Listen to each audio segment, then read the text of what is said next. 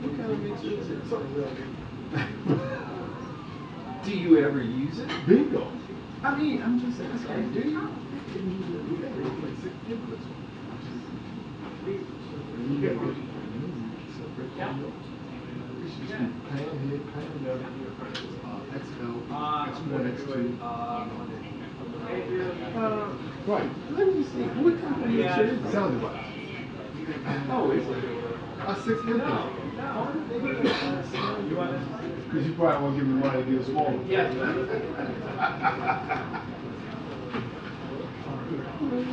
Oh, yeah.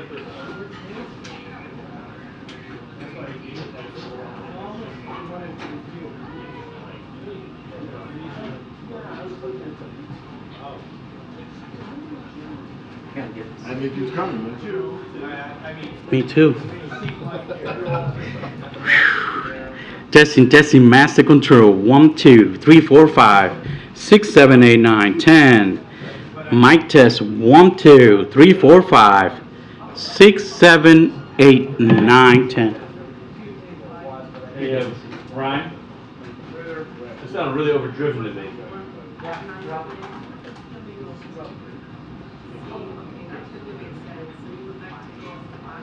Is this a line input? Line? Yes. These lines, okay. I'll give you tone again. Okay.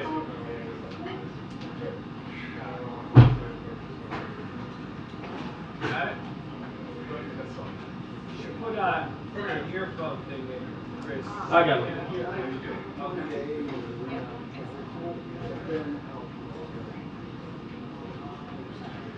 Yeah, I got some.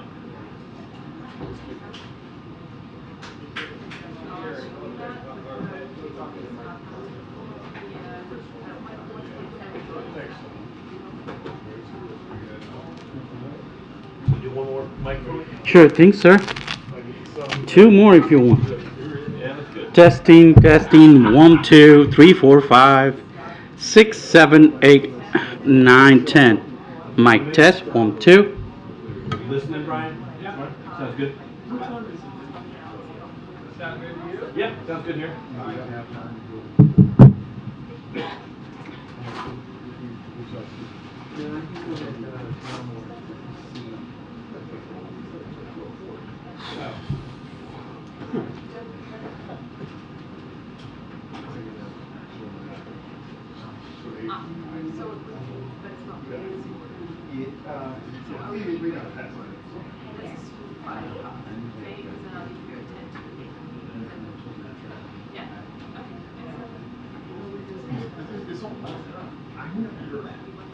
You got to sit there and listen.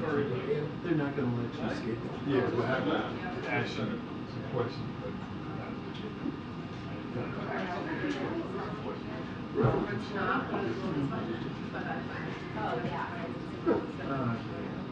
Let me go and tell them. Yeah, so, Yeah.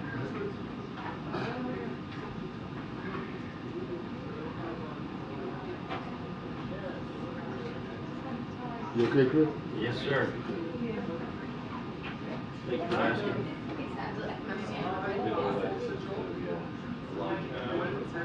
Oh, for the, yeah, that's good.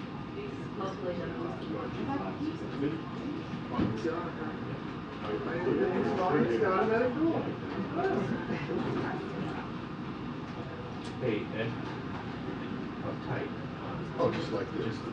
Don't worry about that. Yeah, like this. If you can get it. Yeah, you just need to do See that? yeah, it's always The cloud.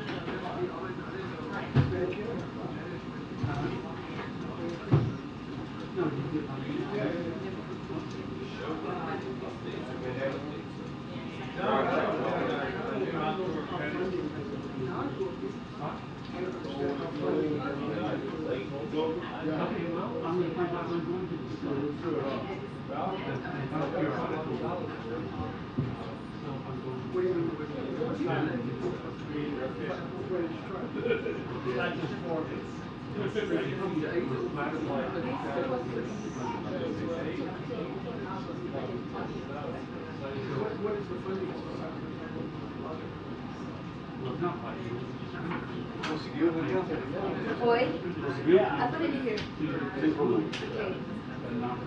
Ok. Tá ligado? Não sei. Peraí, Daniel, eu vou grab quer ver? Vai ver.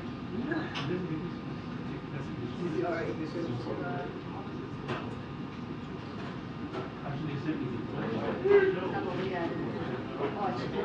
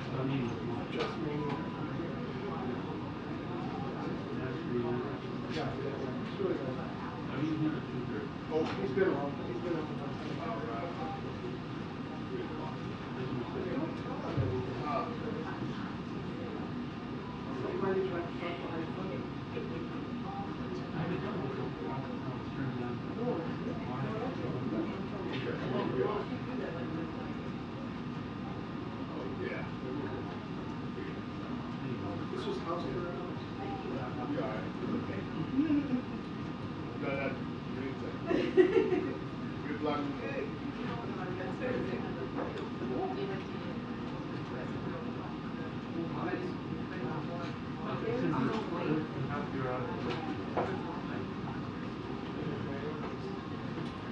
Yeah.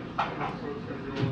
That's big news, man. So it's gonna go on for the world will be watching.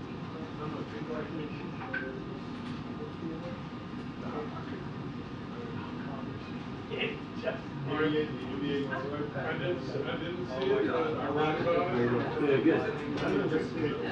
Oh, hi. Good, good. Ooh, that's it. What's your bed? Yeah.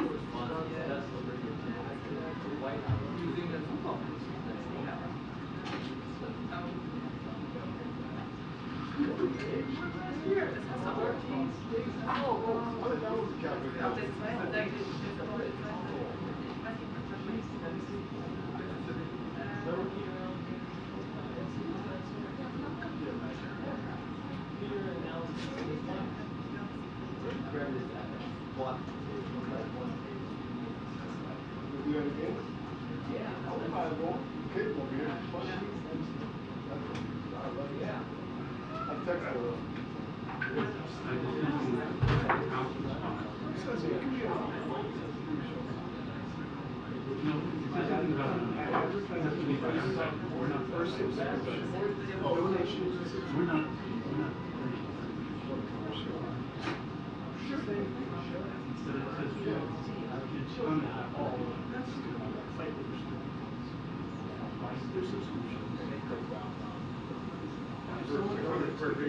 Yeah.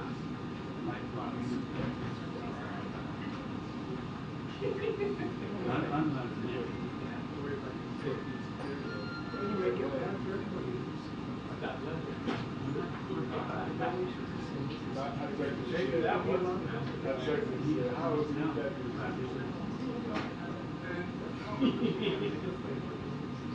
I saw it. You need to watch it. I saw it. Applicant should be employed by your host. Or not. That's not good. Or published by non. Yeah.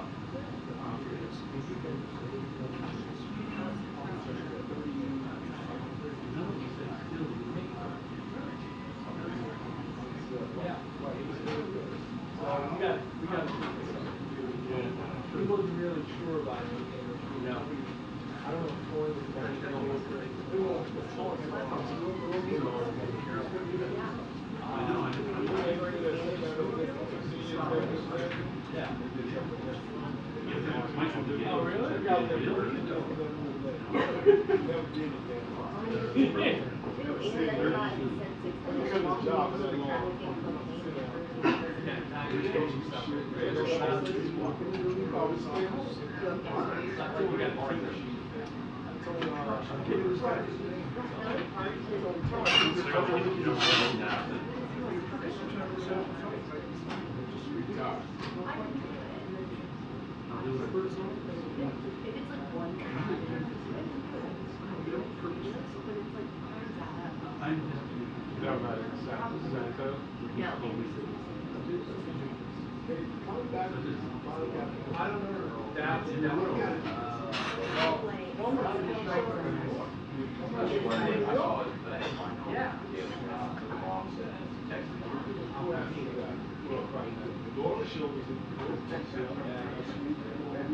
That's sure she probably has to say. Is it okay?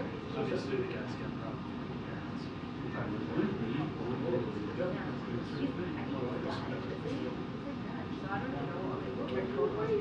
Is that, you talking about the one from years ago when it was like in Aruba? So they finally got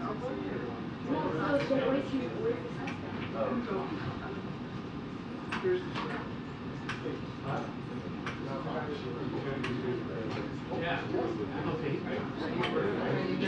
No, I mean, they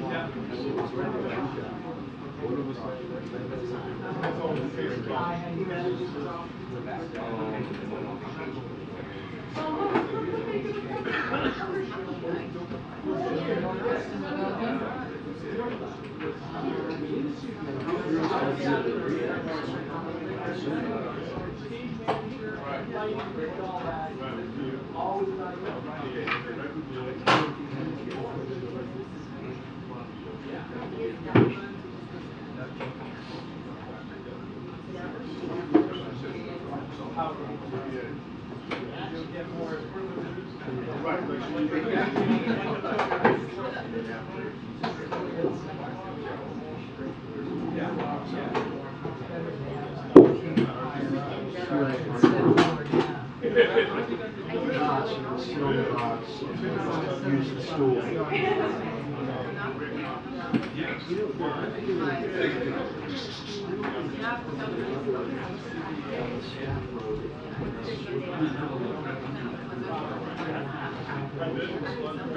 I heard enough.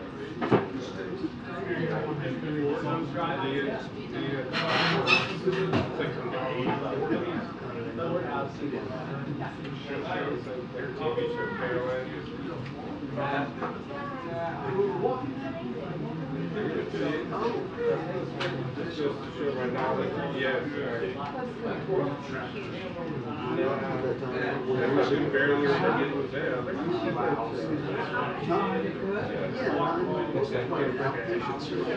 she happened to be there with a couple days later, they sent her to a for a couple of days, and then basically stay off it for like a month. Yeah, I heard that. I've been through that. Yeah. They let you ride your scooter again? Yeah, okay. There's like a,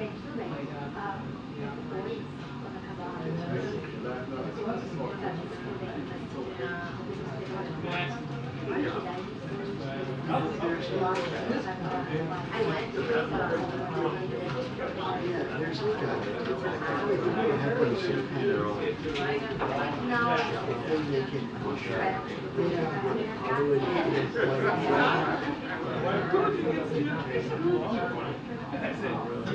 Yeah, they had started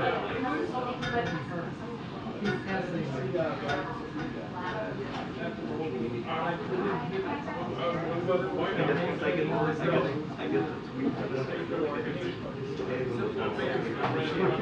So how have you been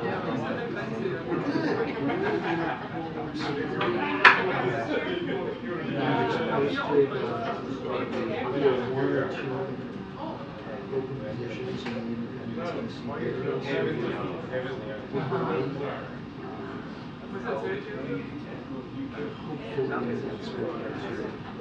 that's what So you have a place with them?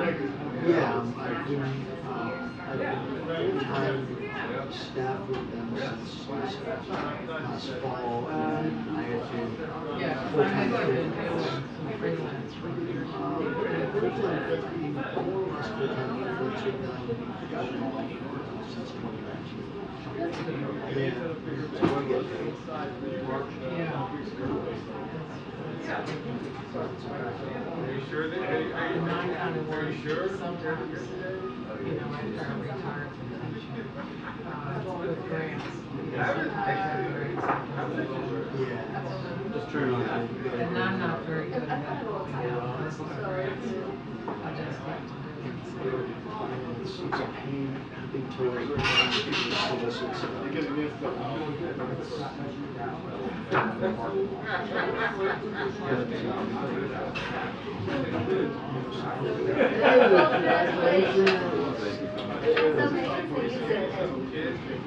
Now I want to use When are we going to do that?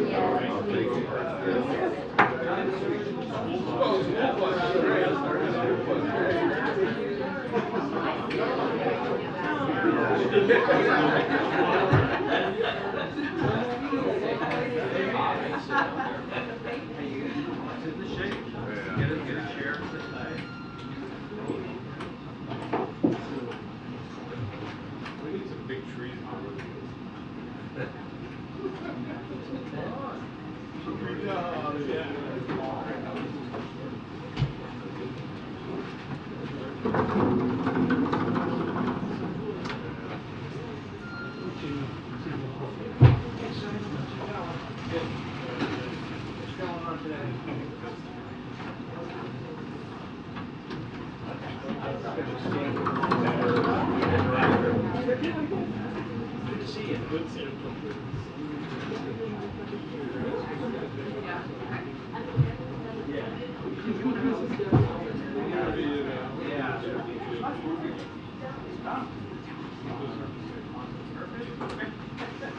It's always on purpose.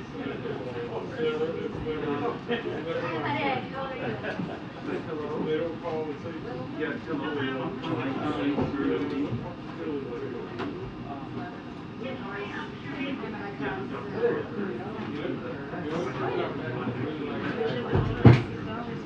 I want to live here. Why? I never said that. She's like, things got open spaces. Okay. Yeah. Have your farm out here. Oh, you know what? Yeah, it's like it'll be historical. Oh yeah, it's back for sure.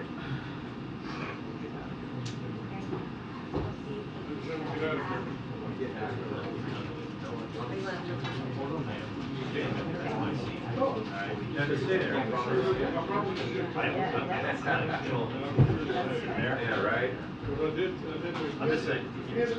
Yeah, sort of.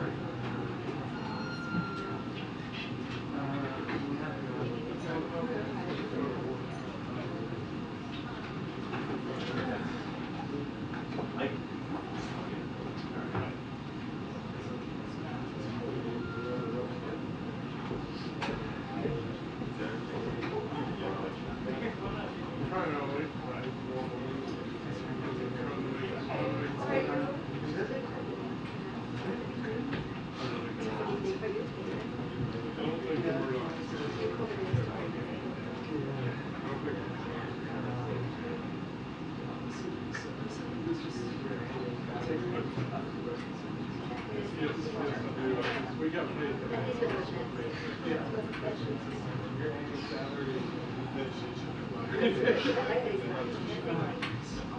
One thing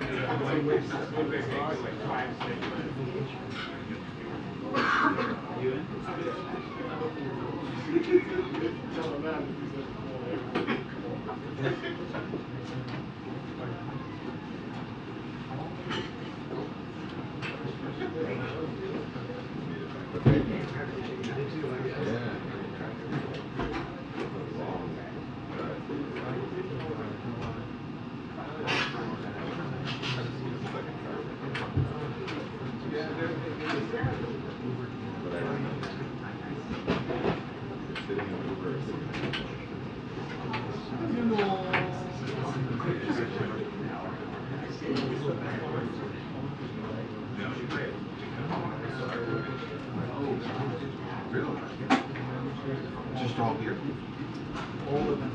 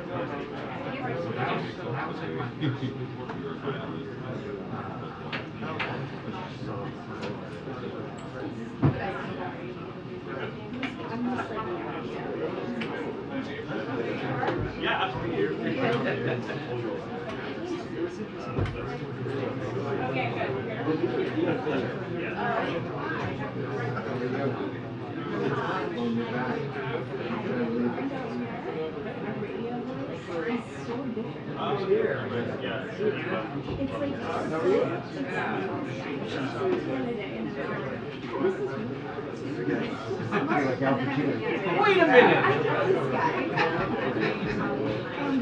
In person, you're really down there. That's good. I'm happy. And it's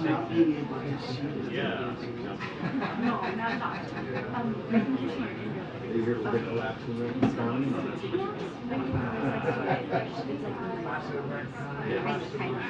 There you go. There's a lot of that going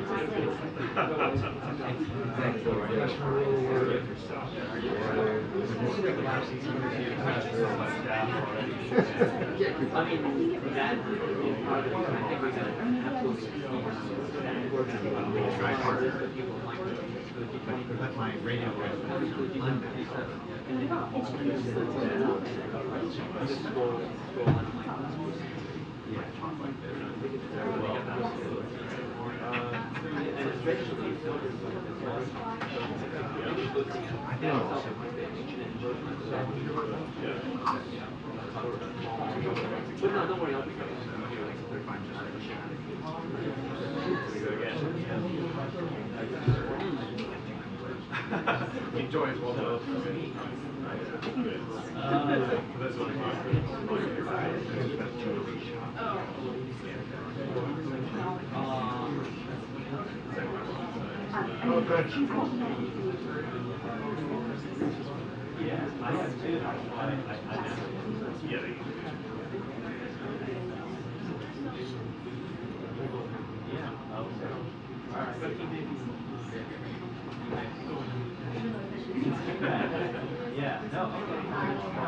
I appreciate it.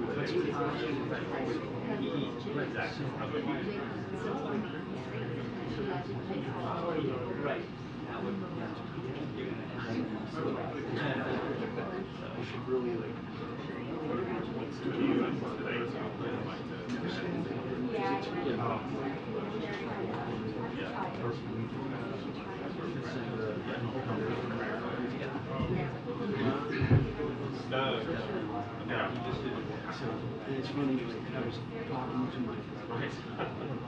my bosses about putting together my share of secrets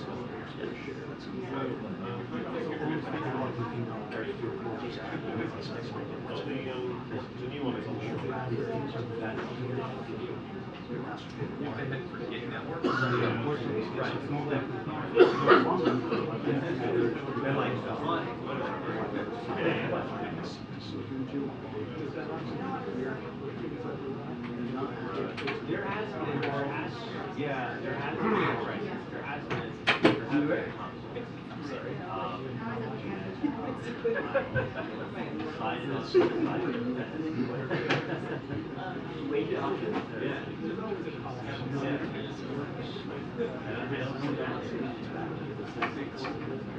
It's really frustrating. Yeah. Splitting some boots.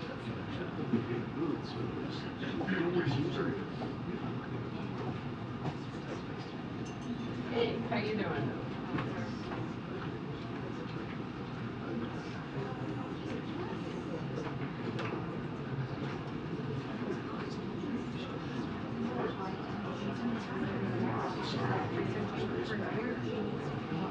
This floor is the booths are bigger. All hail. All hail. Hi there, how you doing, April? That's a nice dress. Very nice. Nice color, too.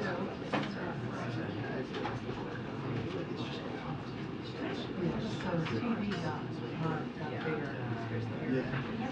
Attention, the press briefing will begin in 2 minutes. The press briefing will begin in 2 minutes. Thank you.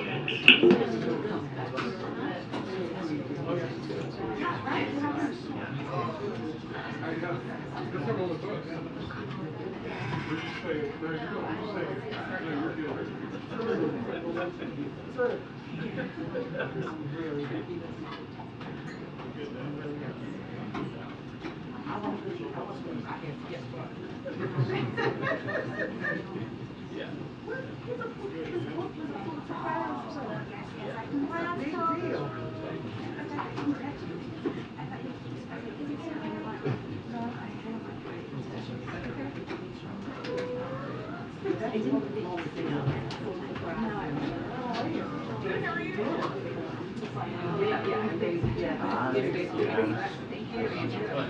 you. I just finished my COVID, so I'm being careful to respect my colleagues. How are you? Yeah, well, I know. How you feeling?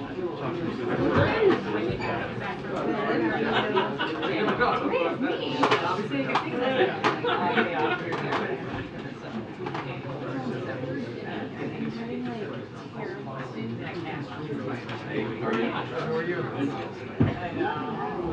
We're going to Right.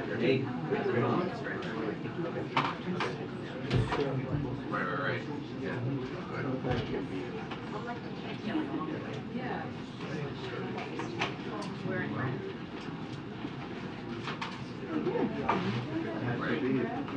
Away a little bit. It's all the aspiration.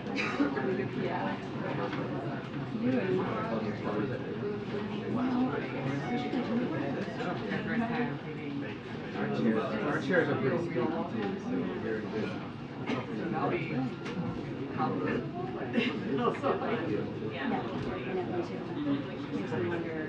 Yeah.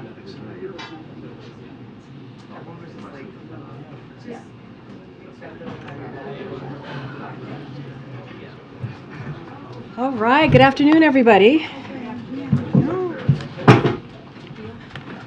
You're good? Okay. No losing pens. All right, today the COVID-19 public health emergency ends, and I want to take just a moment to talk about the important work that has happened under this administration to prepare the nation for the next phase of our response to COVID-19. To date, the administration has taken significant steps to ensure Americans have continued access to life-saving protections such as vaccines, treatments, and tests following the expiration of the public health emergency. Under this president, we launched the largest adult vaccination program in U.S. history, with over 270 million Americans receiving at least one shot of COVID-19 vaccine. And as you all know, our efforts have not been limited to the United States alone. Our government has been the largest single donor of vaccines, having shared nearly 700 million doses with 117 countries around the world. Since January 20th, 2021, COVID-19 deaths have declined by 95%. New COVID-19 hospitalizations are down nearly 90%, and COVID-19 deaths globally are at their lowest levels. But I want to be clear, this administration takes the threat of future surges or pandemics very seriously, which is why access to vaccine, tests, and treatments will remain widely available after today, where we're protecting millions of people who are uninsured by providing them with the tools they need to stay protected from COVID-19. Projects like NextGen, run out of HHS, will invest at least $5 billion to accelerate the rapid development of next-generation vaccine and treatments. We're working to tackle the effects of long COVID and ensure people who are experiencing it have the help that they need. We're working to stand up the Office of Pandemic Preparedness and Response here at the White House, and we're calling on Congress through the President's budget to invest in our nation's ability to prepare and respond to future threats. So the work won't stop today, but the nation is well prepared to manage the risk of COVID-19 going forward. And the continued availability of vaccinations, tests, and treatments and programs that provide equitable access to these tools has put the nation and the world in a strong position as the public health emergency for COVID-19 ends and we move into the next phase of our response. This morning, you all saw we continued progress on our efforts to bring inflation down. The official measure of inflation for producers of goods and services fell to 2.3%. That's the average rate of producer price inflation in 2018 and 2019, and the lowest level in more than 2 years. And it follows news we received yesterday showing that consumer inflation declined for 10 months in a row. That includes a second month of falling grocery prices. So while there is more work to do to lower costs for families, we are making important progress at a time when our job market remains historically strong. Unemployment is at its lowest level in more than 50 years. The share of working age Americans in the workforce is the highest in 15 years, and unemployment for African Americans is at the lowest that we've ever seen. Our historic recovery and falling inflation is thanks to, in part, because of the president's work and what he's done over the last 2 years, including lowering costs for prescription drugs, insulin, energy bills, and gas. With that, thank you for your time. I'd like to introduce, as we have promised, Secretary of Homeland Security, Alejandro Mayorkas, to provide you all with the update on our robust work underway as Title 42 lifts later today. Secretary, the podium is yours. Thank you very much, Corinne, and good afternoon. Tonight at 11:59 p.m. Eastern Time, the pandemic-era Title 42 public health order will end. Starting at midnight, people who arrive at our southern border will be subject to our immigration enforcement authorities under Title 8 of the United States Code. Here is what that means.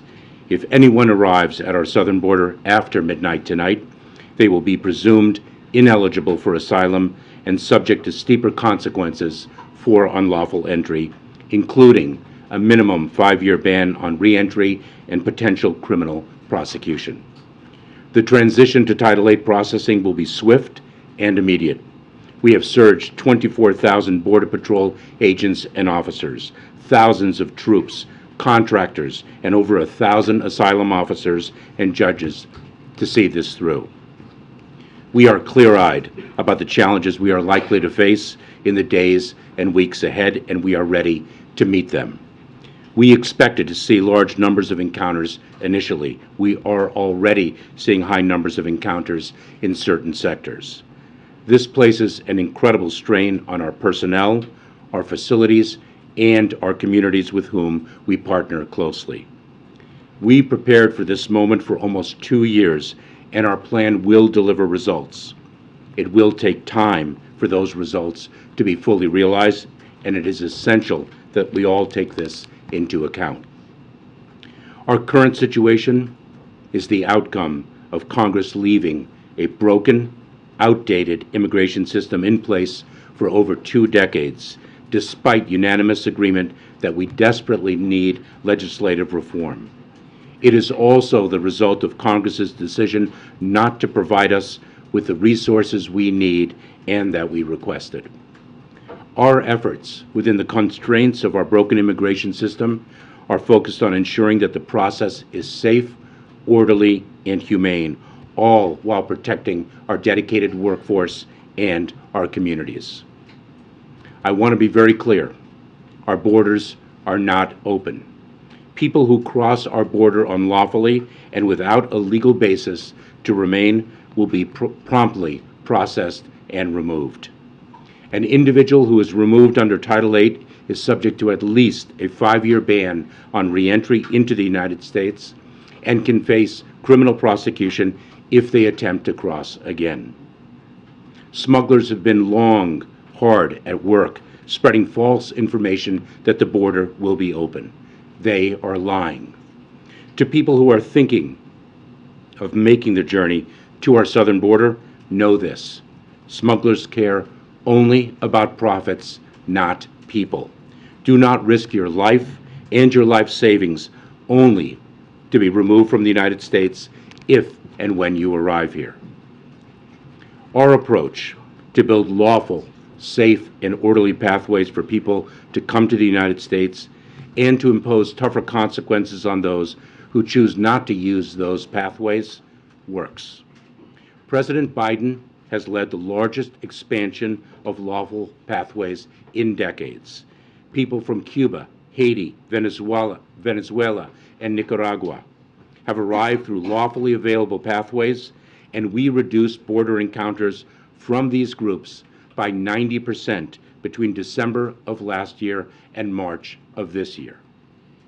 We are launching new and expanded family reunification parole processes for nationals of Colombia, Cuba, El Salvador, Guatemala, Haiti, and Honduras, and are increasing use of the CBP One mobile app for individuals to schedule appointments at our ports of entry. To those who do not use our available lawful pathways, we will deliver tougher consequences using our immigration law authorities.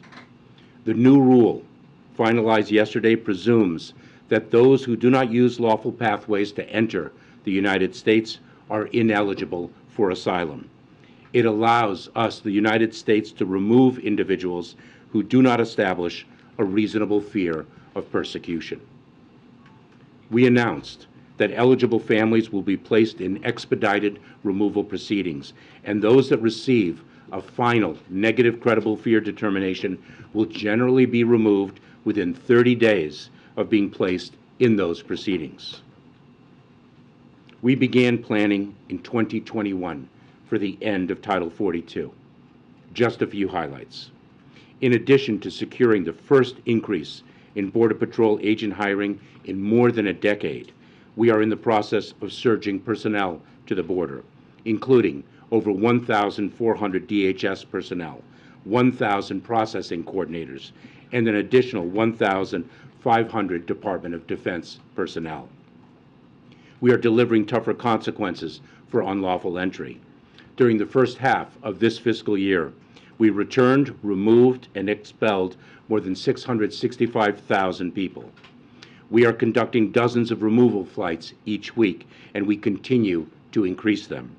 Just yesterday, we worked with the Mexican government to expel nearly 1,000 Venezuelans who did not take advantage of our available lawful pathways to enter the United States.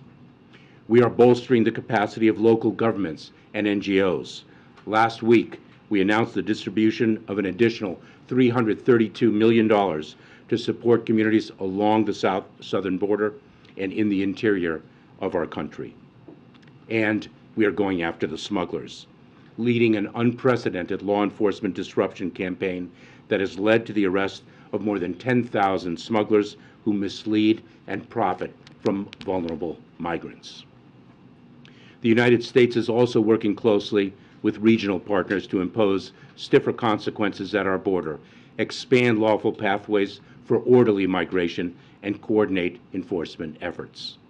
This includes Mexico announcing for the first time ever that they will accept the returns under Title VIII authorities of nationals of Cuba, Haiti, Nicaragua, and Venezuela, so that we can continue the parole processes that have been so successful in reducing migration from those countries. It includes working with Colombia and Panama to launch a historic anti-smuggling campaign in the Darien to target criminal networks that prey on migrants. And it includes dramatically scaling up the number of removal flights we can operate to countries throughout the hemisphere, including Colombia, Peru, and Ecuador. We are a nation of immigrants and a nation of laws. We are doing everything possible to enforce those laws in a safe, orderly, and humane way. We are working with countries throughout the region, addressing a regional challenge with regional solutions. We yet again, call on Congress to pass desperately needed immigration reform and deliver the resources, clear authorities, and modernized processes that we need.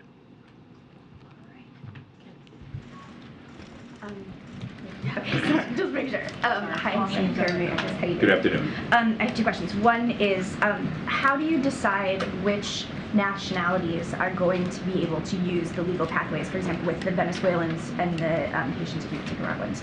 How did you decide who is allowed to avail themselves of legal pathways and who isn't on that particular track? For the parole programs? Yeah. Yes. So what we did is we met the need with the parole programs. That was the demographic that was causing us the greatest challenge at our southern border, and we tailored our parole processes accordingly. So is it possible that those nationalities could shift as you see shifting nationalities at the border?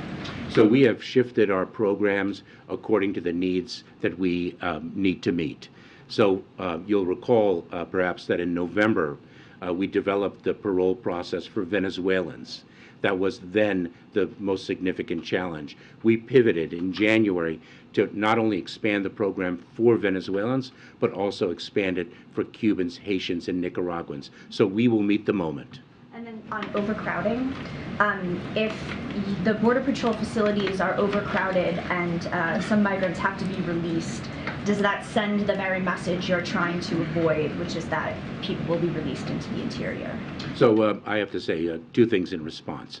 Number one, we cannot overstate the extraordinary talent and heroism of the United States Border Patrol and the personnel of the Department of Homeland Security that are managing through an extraordinary challenge and doing so successfully, number one. Number two, it is very important to understand that the great majority of people will be removed if they do not qualify for relief under the laws of the United States.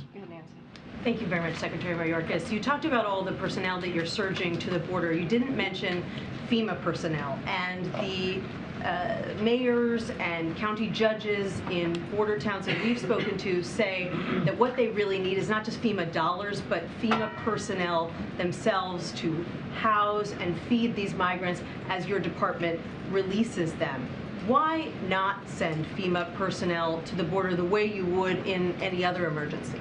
Well, the deployment of FEMA personnel is specific to a particular type of emergency, an emergent event. This is an ongoing challenge that, quite frankly, has vexed this country for decades because this country has been unable, Congress has been unable to pass immigration reform that everyone agrees and understands is desperately needed. We are working with an immigration system that was last reformed in the 1990s. Migration has changed dramatically since then, and we need our laws updated. So are you saying that basically your hands are tied and you can't send FEMA personnel even if you wanted to? No, I'm not saying that at all. And as a matter of fact, our FEMA personnel are coordinating with local communities and cities across the country to provide them with the information they need. And FEMA is going to be playing a pivotal role in our shelter and services program that is poised to distribute $363 million to cities and communities in need of funding. I'm wondering about your communications with foreign countries. Have you had conversations in the last couple days or so with any foreign government officials ahead of this lifting? So I should take a step back and say, when I speak of the fact that it is a regional challenge for which regional solutions are needed, let me put a finer point on that. There are approximately 20 million displaced people throughout our hemisphere. The challenge that we are encountering at our southern border is by no means unique to the southern border of the United States. And I have learned that powerfully, not only through the information and analysis that we undertake in the United States government, but in our conversations with our foreign partners. Just this week, I spoke with the Foreign Secretary of Panama. Last week, I spoke with the President of Guatemala. 3 weeks ago, I was in Panama to speak with the Panamanian Foreign Minister and the Colombian Foreign Minister. We are engaged, and of course, Secretary Blinken is leading the diplomatic engagements. Diplomacy is a key pillar of our effort. The question is, I want to focus in on black migrants from Africa and the Caribbean nations. Nana Jumfrey, who has met with President Biden on this issue and other civil rights leaders, said that the lifting of Title 42 suppresses black asylum seekers who are required to ask for asylum in countries they transit through. Many of those countries are too dangerous for black migrants to request asylum. And she gives the example of the African Americans who traveled to Mexico. Some were killed. They were thought to be Haitian migrants. What do you say to that? And what is there an effort? And what will you do to safety net or safeguard some of these black migrants who are trying to come now for asylum, who are in countries or transiting through countries where they cannot ask for asylum through under the laws that the Biden administration has put in place? So let me share with you one way in which migration has changed dramatically over the years. It is no longer the case that individuals can, on their own, reach the southern border of the United States. They have to place their lives and their life savings in the hands of ruthless smugglers that exploit them and ruthlessly do so. And we have not only a security obligation, but a humanitarian obligation to cut those smugglers out. And that is indeed what we are doing. And this President Biden, has rebuilt our refugee processing capabilities and has committed to a large number of refugee admissions to the United States. Our President Biden, has expanded lawful pathways for migrants like no other president past. And what we are doing is we are extending an outstretched arm of humanitarian relief to reach people where they are so they do not have to place their lives in the hands of those smuggling organizations. But the southern border is not just Mexicans, it is Haitians, it's Africans, as we've seen, particularly with that issue with the Haitians being whipped with the reins or the horses.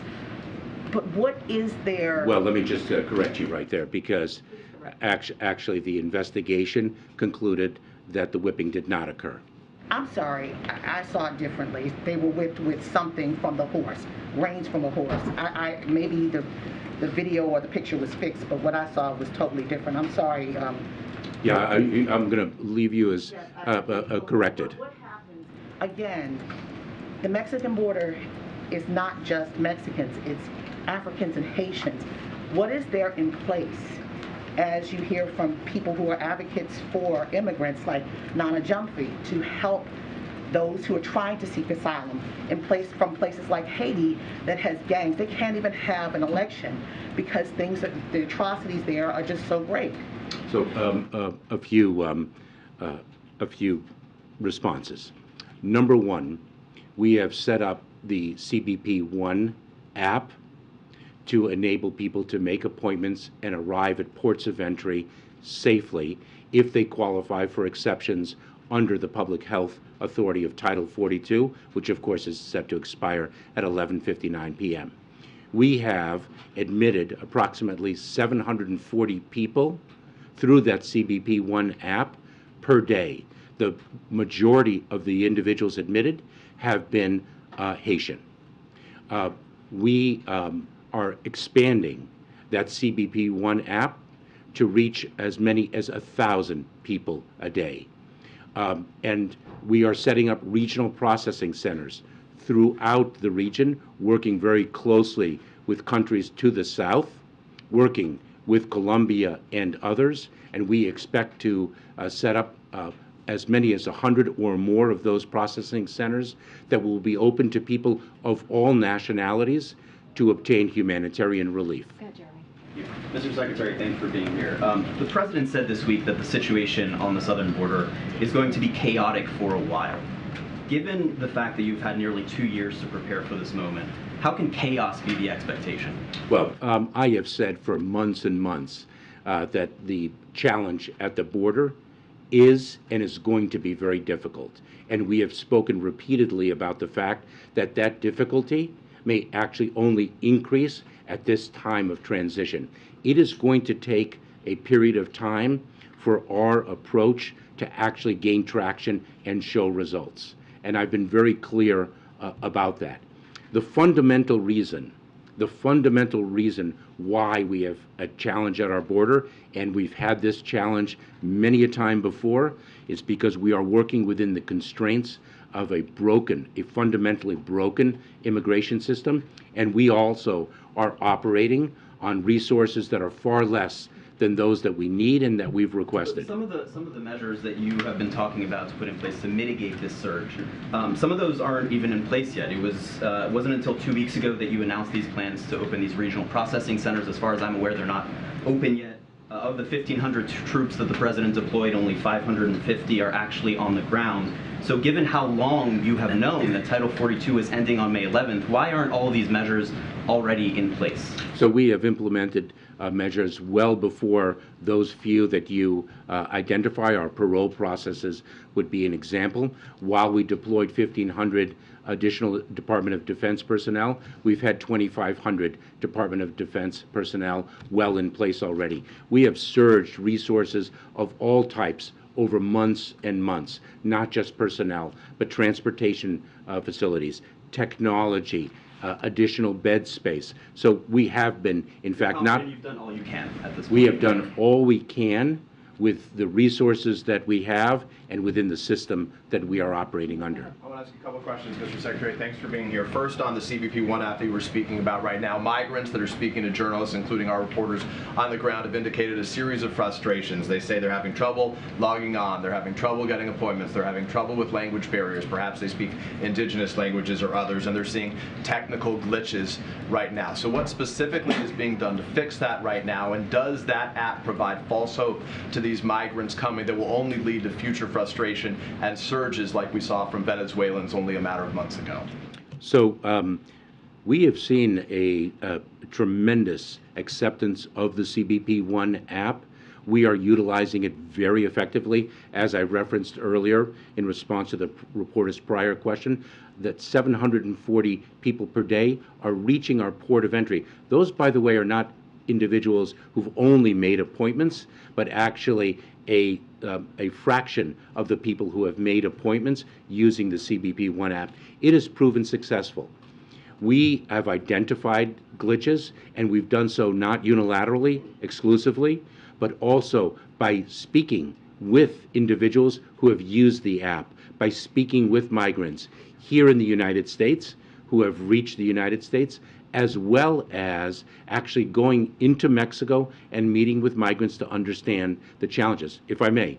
So we have addressed the challenges of which we are aware. The greatest challenge with respect to the CBP One app is not a technological challenge, but rather the fact that we have many more migrants than we have the capacity to make appointments for. The greatest level of frustration is actually being able to make the appointment, not the utility of the CBP One app itself. That is, again, another example of a broken immigration system. I can follow up on a foreign policy question, though, very broadly, just quickly. The U.S. has sanctions right now on a series of foreign nations, on Cuba, on Venezuela, on Nicaragua. So does the Biden administration's foreign policy make this situation worse? So I'm going to leave that to our foreign policy specialist, but I will say this: the predicate of those principles are separate and apart from the immigration challenge that we're confronting. Terry, and we're going to try and get around Terry. Go ahead, and then I'll go back. Given the time you say this is going to take, and based on what you're seeing now at the southern border and beyond in Mexico, I wonder if you could offer some details, paint a picture. What should Americans in those border communities and beyond expect in the coming days and weeks? What's this going to look like for them? We could see very crowded, as we are now, we could see very crowded Border Patrol facilities. I cannot overstate the strain on our personnel and our facilities. But we know how to manage through such strain, as difficult as it will be. I have tremendous confidence and pride in our personnel. Let me share with you an example of how we managed through a very difficult situation. In El Paso, Texas, we saw individuals on the street. We engaged in a very sensitive and humane law enforcement operation to address that challenge, and we successfully have done so, to the praise of the city of El Paso. Can I just follow up? Our teams in El Paso say that there are hundreds of migrants now in the open, in shelter with very limited access to food and water and bathrooms for days. Why are they being processed? Is that what we can expect? So we are working very closely with nonprofit organizations, with community groups, to really deliver a community response to the challenge. I cannot overstate how much of a challenge it is going to be, and how we all have to deal with it as one administration and one country. Fundamentally, we need Congress to act. Go ahead, Michael. Mr. Secretary, thank you for doing this. Is this exclusively a challenge at the land border, or are you also seeing an increase in irregular migration by sea to Florida and to California for that matter? And then secondly, on the regional processing centers, I know that your staff has said that you'll have more announcements on exactly where those will be in the coming days, but just to echo my colleague's point, did you want those to be ready ahead of the expiration of Title 42, and can you give any details on exactly where those processing centers will be? So with respect to maritime migration, a number of months ago we were experiencing pressure in the maritime environment, and we responded to that pressure with increased resources. It is incredibly perilous for individuals to take to the seas. The search and rescue operations that the United States Coast Guard has to undertake all too often to rescue people, those seas are rough, and the vessels that they use are extraordinarily flimsy, and we see death on the high seas. And so we plussed up our resources, our Coast Guard resources. We also activated more robustly the reunification programs that give a lawful pathway for individuals to reach a country of safety. Brian. There was a second part to that question. Oh, I'm so sorry. Sorry. I'm sorry, Michael. I'm trying to get as many people as I Oh, can. the regional processing centers. Sorry about that. I apologize. So the regional processing centers, that's not something that the United States can set up unilaterally within a matter of weeks.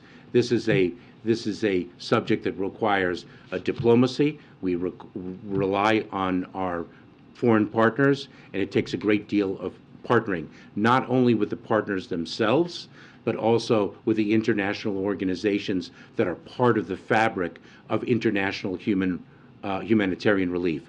The United Nations High Commissioner for Refugees, the International Organization for Migration, and others. Go ahead, Brian. Thank you, Mr. Secretary. A bus of migrants from Texas arrived in front of the Vice President's office this morning, Vice President's house this morning. What's your response to that, to more buses of migrants being sent from Texas to Washington, D.C.? It is a both sad and tragic day when a government official uses migrants as a pawn for political purposes. Good, Jackie. Thank you, Corinne. Thank you, Secretary, for being here. On the memo that the U.S. Border Patrol chief sent to sector chiefs last night allowing for parole releases if overcrowding becomes an issue, that's not Title VIII like you said would happen. I mean, these migrants don't get an alien registration number that would be used to track them. They don't get a court date. They're instead asked to self-report to ICE within 60 days. You said at the beginning that you've prepared for this moment for almost 2 years. So why is part of that plan an honor system? Oh, it is not an honor system. What we do is we use the resources that we have to meet the challenges that we confront. This is a tool that has been used in the past. The vast majority of individuals will indeed be placed in expedited removal, and that if they do not qualify, will be removed in a matter of days, if not weeks, from the United States. When we encounter a volume of individuals for which we need to address in a different way, we do so. If those individuals do not honor their commitment to surrender to an Immigration and Customs Enforcement officer to be able to be placed in enforcement proceedings, they are a subject of our apprehension efforts. You said that it would be a fraction of migrants that this happens with. How many is a fraction when you've had almost 6 million illegal crossings under this administration? We, last year, removed, returned, and expelled approximately 1.4 million individuals. That is the most in any 1 year. Will you be on shaky legal ground, though, with mass releases? Well, first of all, your question has a factual predicate with which I would disagree about mass releases, number one. But releases of individuals subject to immigration enforcement proceedings is not something particular to this administration. Case-by-case basis, and this would not be on a case-by-case basis. We implement our operations in conjunction with the Department of Justice, and we have confidence in the lawfulness of our actions. Thank you. Mr. Secretary, are you concerned that the new asylum regulations will encourage more children to leave their families since unaccompanied kids are exempt? No, we are not. It is an obligation for us to address the needs of unaccompanied children. So we do not have that concern, and what we are driving to, what we are fundamentally driving to, is to build lawful pathways so people do not have to make those difficult decisions, and they don't have to take the dangerous journey in the first place.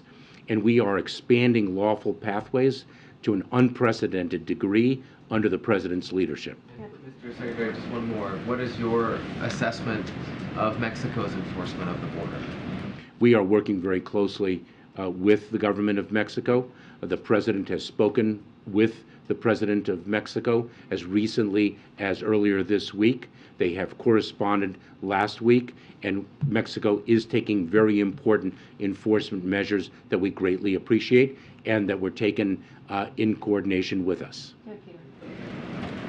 Yeah, so, Secretary, how is the administration redirecting the immigration judges to prioritize new arrivals, and will that affect the backlog that's already there for previous arrivals? So Peter, your question, if I may, just to hit this point once again, your question speaks of an immigration court backlog that exceeds 2 million cases. What a powerful example of a broken immigration system.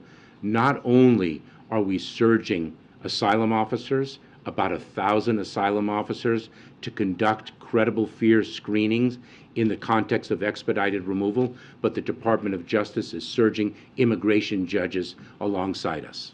Thanks. Sir, if I could ask you about the... Sorry, Peter. We're trying to get, sorry about that. The Title 8 enforcement you're talking about, you're trying to send a message. The critics of the administration would argue this is a message that you could and probably should have sent earlier on in the administration. Can you walk us into the deliberation? How did you arrive at the idea that there should be a presumption of ineligibility, and why was that policy not announced earlier? So, in response to your precise question, we sought to end Title 42, the Public Health Authority, earlier. We sought to roll out our immigration enforcement authorities under Title 8 of the United States Code earlier. We were enjoined from doing so by a court. But specifically, the asylum policy, the presumption of inadmissibility, why not come out with that sooner? You're trying to send that message now. And It's not a message. We don't promulgate a regulation. We don't promulgate a law to send a message. We promulgate a law to achieve a policy and operational outcome. And the outcome that we seek to achieve through this regulation is to incentivize people to take the lawful pathways and disincentivize them to place their lives in the hands of ruthless smugglers. It's on the screen behind you as deterrence. New regulation directing migrants. That's not a message. That's an impact on human behavior. Okay, we got to go ahead. I'll go to the back. Thank you. Thank you, Secretary. First, have you ruled out family detention as an option? And then two, you said that you have many more migrants than you have appointments for. So is there any effort to try to expand the appointments, and do you have numbers for how many appointments are confirmed per day? So we are indeed expanding the use of CBP One app from approximately 740 arrivals at our ports of entry along the southern border to 1,000 a day. And we are exploring what other capabilities we can add to that. And the first part of your question was family detention. This administration ended family detention in March of 2021. And so you're not going to bring it back at all? We've made it clear that families who are in immigration enforcement proceedings, including in expedited removal proceedings, a more accelerated immigration enforcement process, will be on alternatives to detention. The conditions of alternatives to detention may be increased as the situation warrants. To what?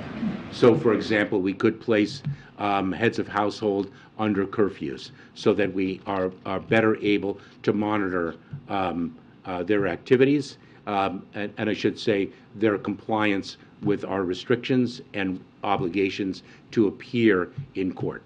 Go ahead. Oh, back. Go ahead. Secretary. Or right here. Can you orient me? Sorry.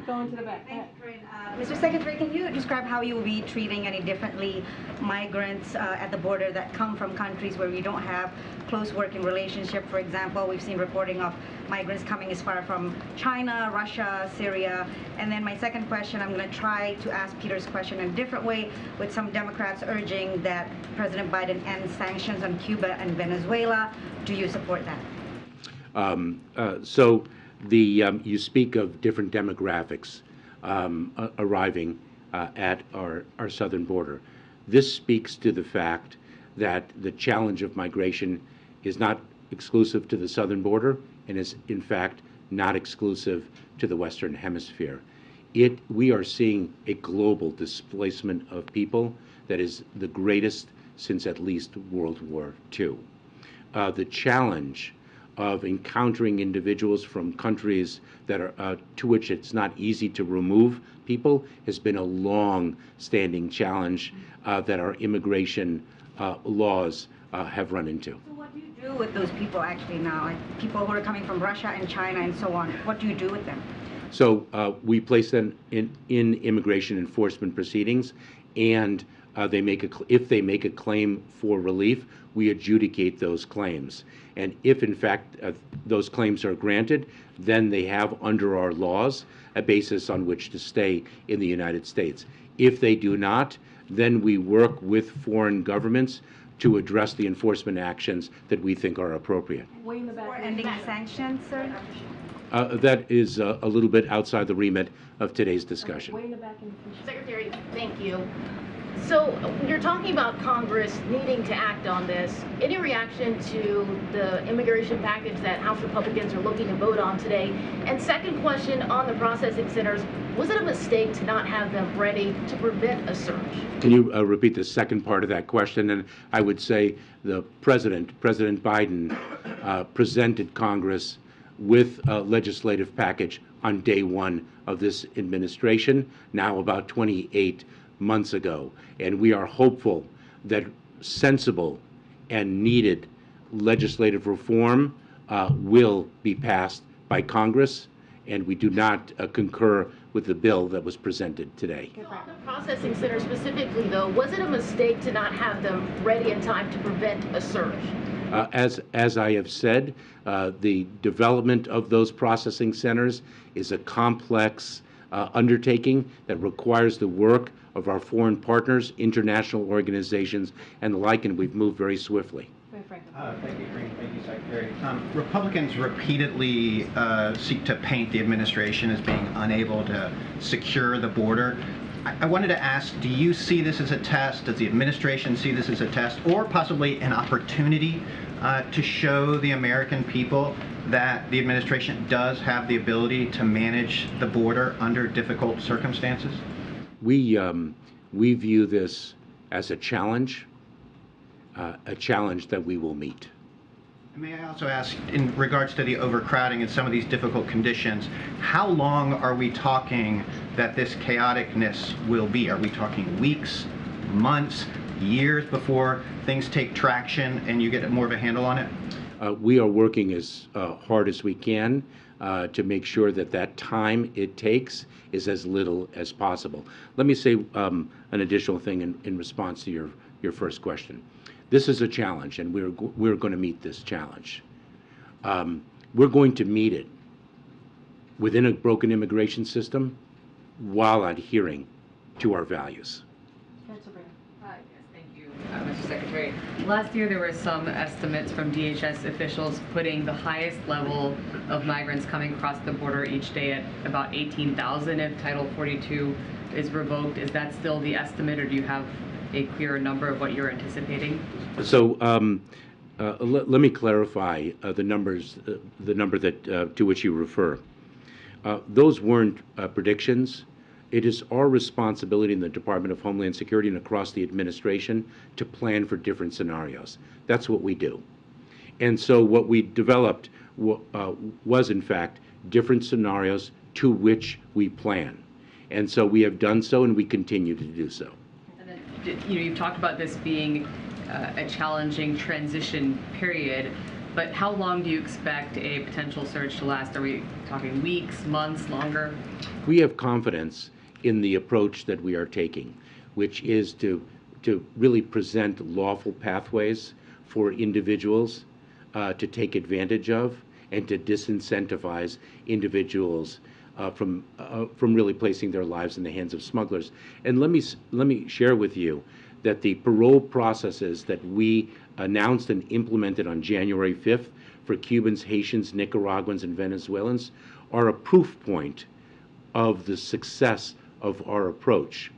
we saw a tremendous demand to access those lawful pathways, and we saw over a 90% drop in the number of encounters of individuals from those 4 countries at our southern border, and we saw that very, very quickly. Okay, a couple more. Go ahead, Phil. Republicans have challenged you on this point on Capitol Hill, and I wanted to give you an opportunity to respond. You know, they point to Border Patrol's own numbers, which show that going back to October of last year, there were more than 1 million apprehensions, but then there were also more than 530,000 gotaways. That's roughly the size of the population of the city of Baltimore. How can you say that the border is not open? So we removed, returned, and expelled 1.4 million people last year. Ask those 1.4 million people if they think the border is open. Our apprehension rate at the border is consistent with the apprehension rate in prior years. And then in El Paso, they've declared Thanks a to state the of emergency. extraordinary work of the United States Border Patrol. Thank you. And in El Paso, they've declared a state of emergency, but we've also seen this in other cities like New York and Chicago.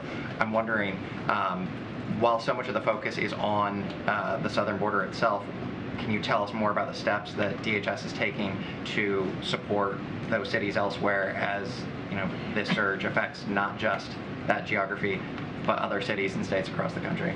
I would say a number of things. Number one, we're grateful to Leader Schumer and Congress for the Emergency Food and Shelter Program funding in the omnibus this past December of $800 million. That's a significant increase over the prior year's funding of $150 million. We're working very closely with cities and communities along the border and in the interior of the United States. We need the system fixed. Thank you, Mr. Secretary. Back to the question of mass releases. I know you've pushed back against that, but the Florida Attorney General has filed a lawsuit against you, alleging that you are about to conduct a policy of mass releases with the news that was released yesterday. What's your response to that, and more broadly, what's your message to the judicial branch, who is playing a role in this process as well? Well, I don't send messages to the judicial branch. The judges make the decisions that they believe are warranted under the facts and laws before them. But I will say this: it is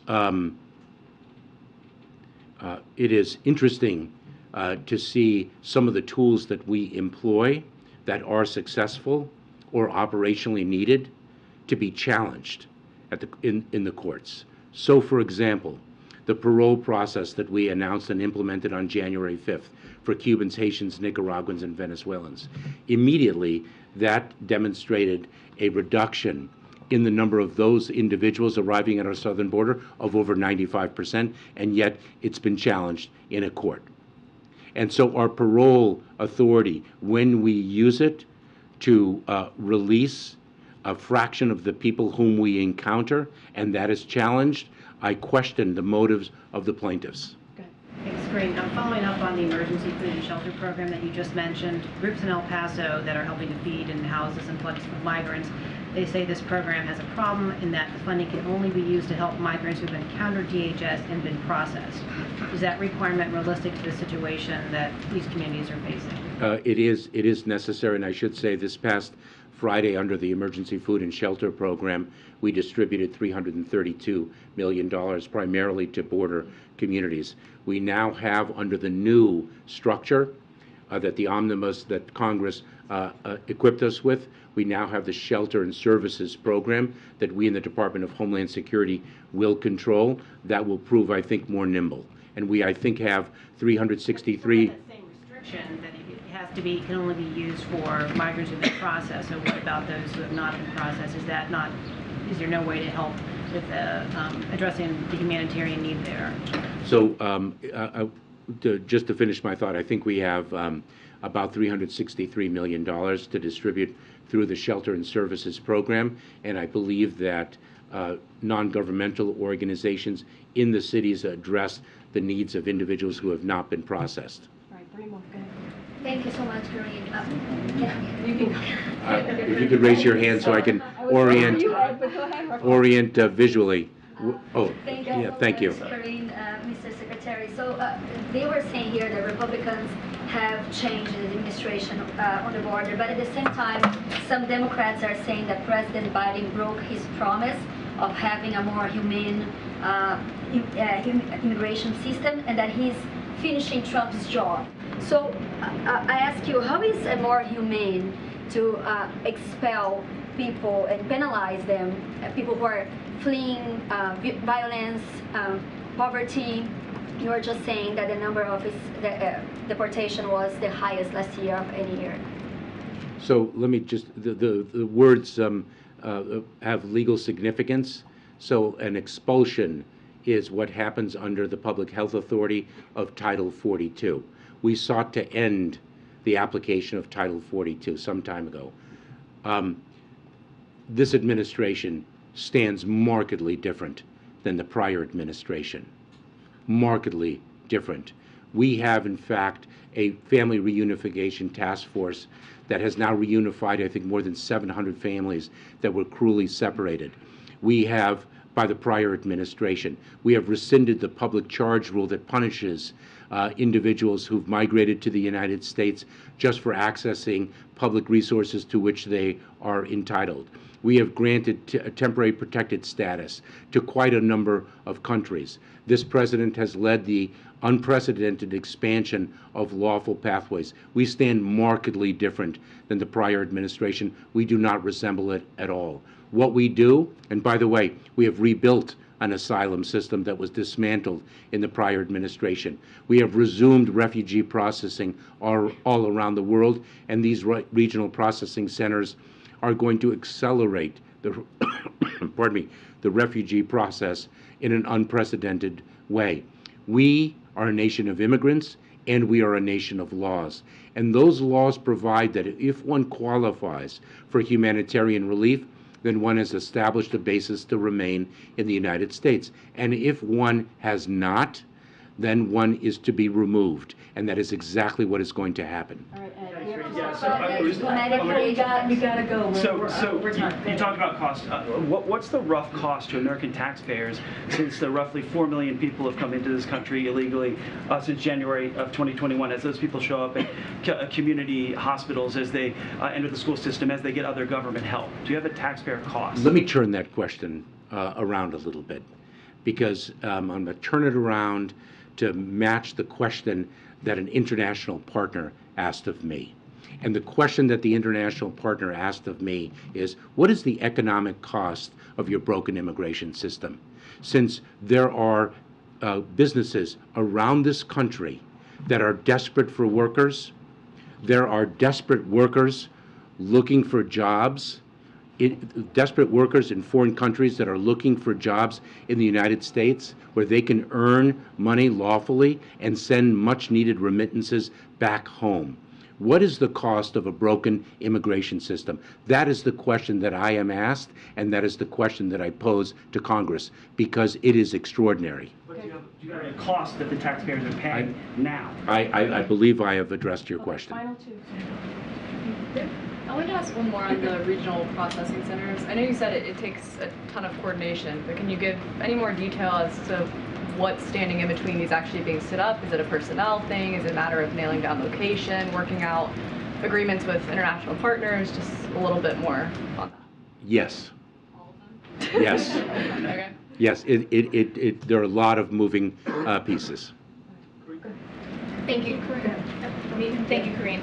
So I just wanted to ask about messaging, because for years the administration has said that the border is closed and migrant crossings continue to notch records. And you just said that your message to migrants who are traveling unlawfully is do not spend your life savings coming here only to be apprehended if and when you arrive here.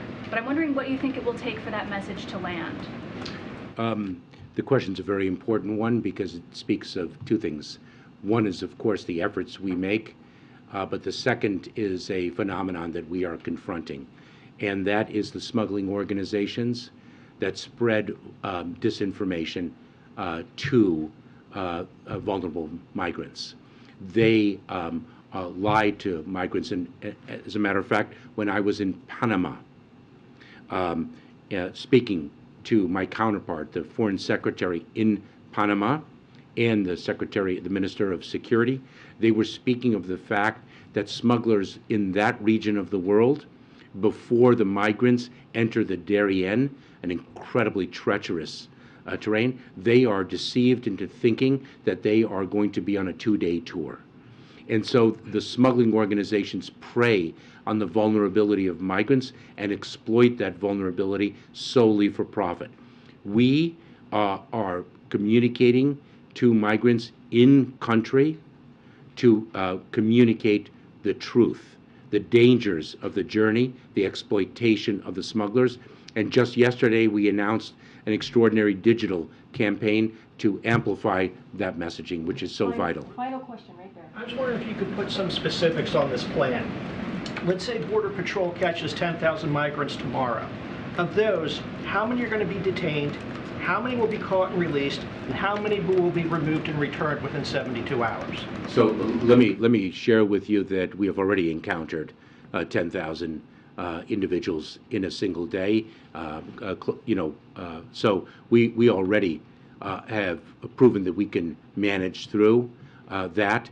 We have surged resources, not just the Department of Homeland Security, but the Department of Justice, and bringing immigration judges to work alongside asylum officers to address the expedited removal process. We have surged the resources that we have, given the resources that we have been given by Congress, which is less than what we need and less than what we requested, to meet the challenge to the best of our abilities. Thank you, sir. Appreciate it. Thank you very much, Corinne. Thank you all. Thank you. Appreciate it. Thank you. Are you going to the border anytime soon? So, guys, we are way over time. So even our amazing cleaning crew has come in a couple times. So I can take a couple of questions, but we really have to wrap up. We've been going for almost, I think, about an hour, if not close. Okay. Yeah. It has to be somebody I haven't called on yet. Wait, the way in the back, right there. Thank you so much. New Hampshire's Michael Delaney was not among the stalled nominees the Judiciary Committee voted on today with Senator Dianne Feinstein back in Washington. Does President Biden still support him among apparent concerns from some Democrats? And what is the White House doing to get him over the finish line? So look, we take our nominees very seriously. The president clearly puts forth nominees that he believes are ready and equipped for the job. And so, of course, we're always going to be make sure that we do everything that we can, having conversations with the senators and their staff to try to move our nominees through. So we are committed for certain. You had another question in there. And then you mentioned Senator Feinstein. We're glad to see her back. As you know, she is a longtime friend of the president, and he's been wishing her a speedy recovery, and it's glad to see her back in the Senate. And I'll leave that there. I'm trying to figure out who. Go ahead. Has the president reached out to Senator Manchin after he said he'll vote against the EPA nominees, or what's the plan to get these nominees through if not? So look, I don't have anything more to say than what I shared yesterday on Senator Manchin's comments. Look, Senator Manchin is a friend. We've been able to do really historic, move forward some historic pieces of legislation with Senator Manchin, including the Inflation Reduction Act and other bipartisan infrastructure bills and law now and other pieces of legislation. So we are going to continue to have conversations with them. We're going to continue to have a good relationship. I just don't have anything more than what I shared yesterday.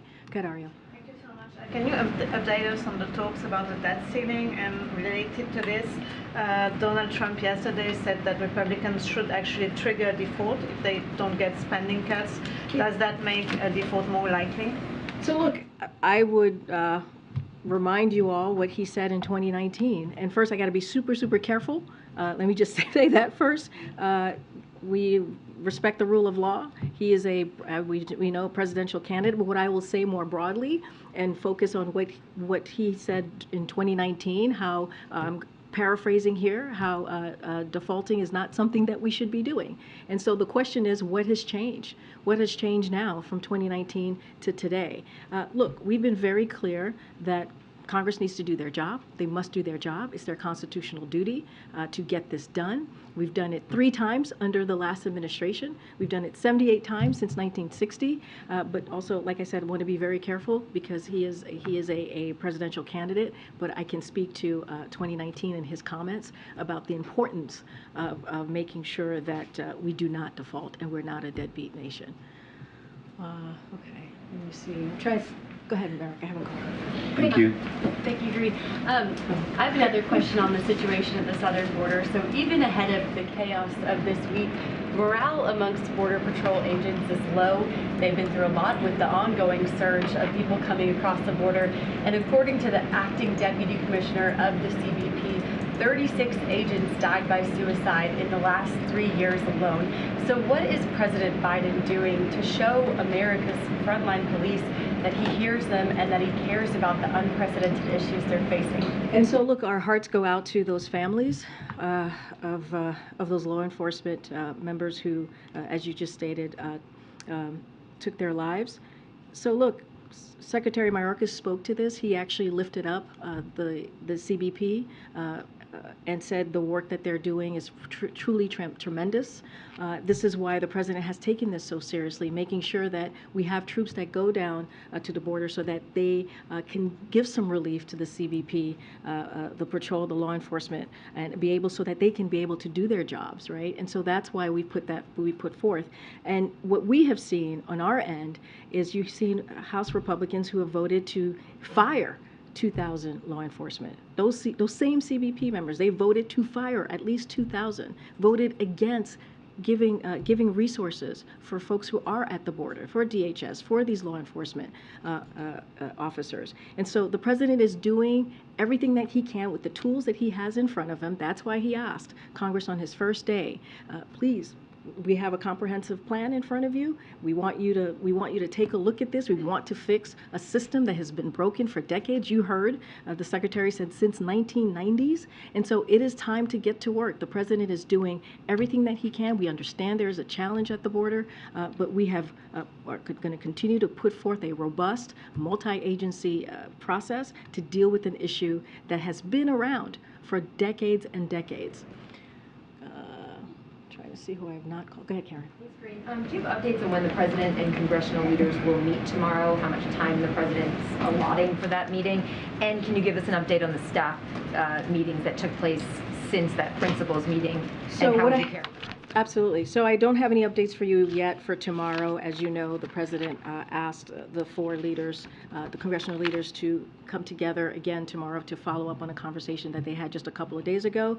As you know, we don't read out private conversations, and we certainly don't negotiate in public, but I can confirm, as you all have been reporting, that the staff met yesterday to follow up on the conversation, to talk about congressional leaders, to the 4 congressional leaders and how they saw moving forward on budget and spending. That's regular order. That is something that has been done year after year to talk about appropriations.